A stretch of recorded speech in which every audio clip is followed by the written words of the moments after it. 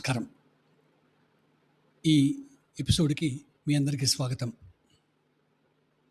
ఒక పవన్ కళ్యాణ్ సినిమా, హిట్ సినిమా 'అత్తారింటికి దారేది'.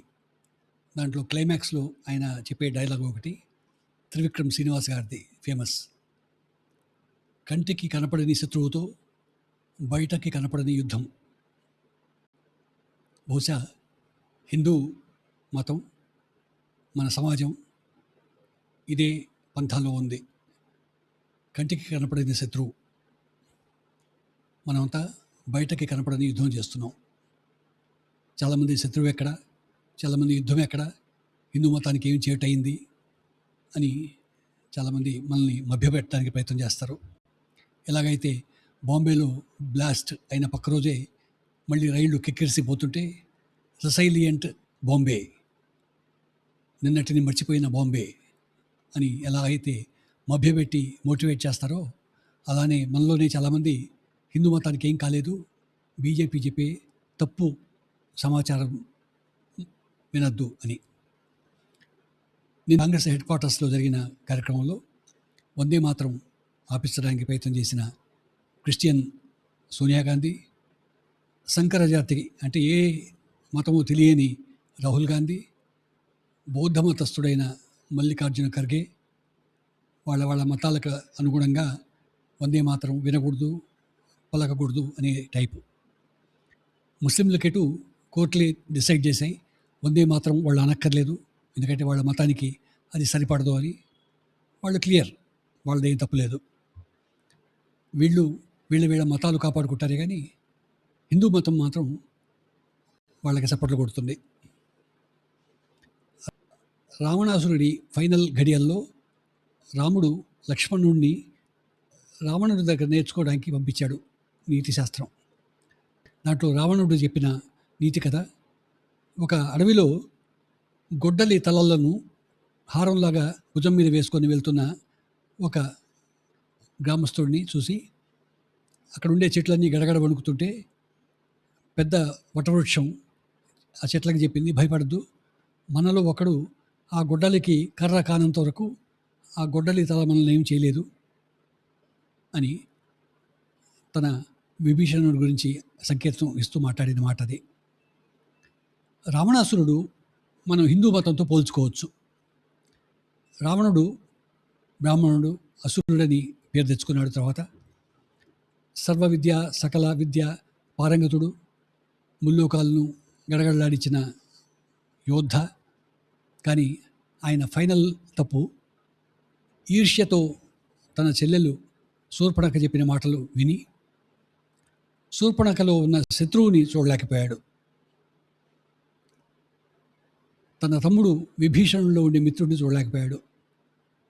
రావణుడికి మిత్రబోధ శత్రుబోధ లేకపోవడమే ఆయన పతనానికి కారణం. హిందూ మతం కూడా అంతే. హిందూ మతంలో వేదాలు ఇచ్చింది, సభ్య సమాజాన్ని ప్రపంచానికి అందించింది, అన్ని విద్యల్లో పారంగతుడు, సనాతనులు, ఇన్ని క్వాలిటీస్ ఉండి కూడా నానాటికి తీసికట్టు నాదం బట్టు అన్నట్టుగా వీళ్ళు చేసే తప్పేందంటే అందరూ సమానము, ఆత్మ పరమాత్మ అందరిలోనూ ఆ పరమాత్మ అంశమే ఉంది అని గ్రుడ్డిగా నమ్మి అందరినీ మిత్రులని అనుకొని శత్రుబోధ పూర్తిగా నశింపజేసుకొని వచ్చిన ప్రతి పాశ్చాత్య మతాన్ని చేతులు జాపి కౌగిలించుకొని ఆదరించింది. ఈరోజు ఆ విభీషణుడు రావణుడికి ఉదర ప్రదేశము, నాభి ప్రదేశంలో ఆయన ఆయువు పట్టు అని చెప్పాడు కదా. అలానే మన హిందువులకి నాభి ప్రదేశం మన పిల్లలు, మన భవిష్యత్తు మన పిల్లలు. ఈ కమ్యూనిస్టులు కానివ్వండి, కాంగ్రెస్ కానివ్వండి, పాశ్చాత్య అంటే కాంగ్రెస్ పార్టీని స్థాపించింది పాశ్చాత్య దేశం, బ్రిటిష్ వాళ్ళు. కమ్యూనిస్టు వలసపోయింది చైనా, రష్యాల దగ్గర నుంచి. ఇటువంటి పాశ్చాత్య పార్టీలు కలిసికట్టుగా మన పిల్లల్ని ఆకట్టుకొని మన పిల్లలే మనకు ఎదురు తిరిగేట్టుగా చేసి మన మతాన్ని నాశనం చేస్తున్నాయి. మన ఆడపిల్లలు, హిందూ పిల్లలు బొట్టు కట్టు అన్నీ ఎప్పుడో మార్చేసాం. మన బికినీ వేసుకున్న హిందూ మోడలు ఒక ముస్లిం యువతిని బుర్ఖా వేసుకోవడంలో తప్పు లేదని వాళ్ళ మతాన్ని మనం పటిష్టం చేస్తాం. మనం బికినీ వేసుకొని తిరుగుతాం. బికినీ తప్ప బుర్ఖా రైటా అన్ని మాట మాట్లాడడం. వాళ్ళ మతాన్ని పటిష్టం చేయడానికి మనం దోహదం చేస్తున్నాం. ఇది ఉదర నాభి ప్రదేశంలో మన మీద చేసిన దాడి, మన పిల్లలు ఎలా తయారయ్యారు. ఉన్న జంతర్ మంతర్లో కారు కోతలు కూర్చిన మనుషులందరూ హిందూ అమ్మాయిలే. మోదీ తల్లిని తిట్టడం, నేల మీద మోదీ తల్లి బొమ్మ గీచి సెక్స్ పర్వట్లాగా ఆ భంగిమలు ఇవ్వడం, ఇవన్నీ మనం హిందువులు చేసినవే. నాకు నమ్మకంగా అనిపిస్తుంది, వీళ్ళు తప్పితే అటువంటి పనులు ఇంకెవరు చేయరు. మన పిల్లల్ని మనం కాపాడుకుందాం. మన పిల్లలకి మిత్రబోధ, శత్రుబోధ చెప్దాం. శత్రుబోధ చెప్పడం అంటే కత్తులు తీసి నరుక్కోమని చెప్పడం లేదు. వాళ్ళ లాంగ్ టర్మ్ ప్లాన్ ఏంటి, మన ప్లాన్ ఏంటి, ఇది తెలుసుకుంటే చాలు. ఎవరిని తగులేసుకోకర్లేదు, ఎవరిని తనక్కర్లేదు, ఎవరిని కౌగిలించుకోకర్లేదు. కనీస జ్ఞానం, శత్రుబోధ, మిత్రబోధ కలిగి ఉంటే చాలు. విభీషణుడు ధర్మానికి హెల్ప్ చేశాడు కాబట్టి మర్యాదగా మనం ఆయన్ని గౌరవిస్తాం. ఎందుకంటే ధర్మం రాముడి వైపు ఉంది కాబట్టి విభీషణుడు హెల్ప్ చేశాడు, మంచివాడు. కానీ ఈనాడు వేరే మతాలకి, కమ్యూనిస్టులకి, కాంగ్రెస్కి హెల్ప్ చేస్తున్న మన హిందువులు, మనం వాళ్ళని విభీషణులు అనక్కర్లేదు. వాళ్ళంతా మీర్ జాఫర్లు. మీర్ జాఫర్ అంటే ట్రైటర్స్. మీర్ జాఫర్లు ఎక్కువైనందువల్లే ఒక అయోధ్య టెంపుల్ని క్లెయిమ్ చేయడానికి 1858లో వేసిన రిట్ పిటిషను 2019 అంటే 160 ఏళ్ల పాటు కోర్టులలో పోరాడి కొన్ని వందల మంది ప్రాణాలు పోగొట్టుకొని ఒక గుడి కోసంగా ఇంత పాటుపడాల్సి వచ్చింది హిందూ మతానికి. ఎందుకంటే ఈ విభీషణులు అనండి, మీర్ జాఫర్లు ఎక్కువైపోయి, మీర్ జాఫర్లు జడ్జిల రూపంలో, పార్లమెంటేరియన్ రూపంలో మన మతానికి అడ్డం వస్తూనే వచ్చారు. ఇదొక ఎగ్జాంపుల్ చాలు. మనం ఏం కోల్పోలేదు అనేవాళ్ళు అర్థం చేసుకోవడానికి ఇదొక్క ఎగ్జాంపుల్ చాలు. 160 ఏళ్ళు పడుతుందా రాముడి జన్మస్థానాన్ని క్లెయిమ్ చేయడానికి? హిందూ మతం ఏం కోల్పోలేదా? బీజేపీ చేసే తప్పుడు ప్రయత్నమా? ఆలోచించుకోండి.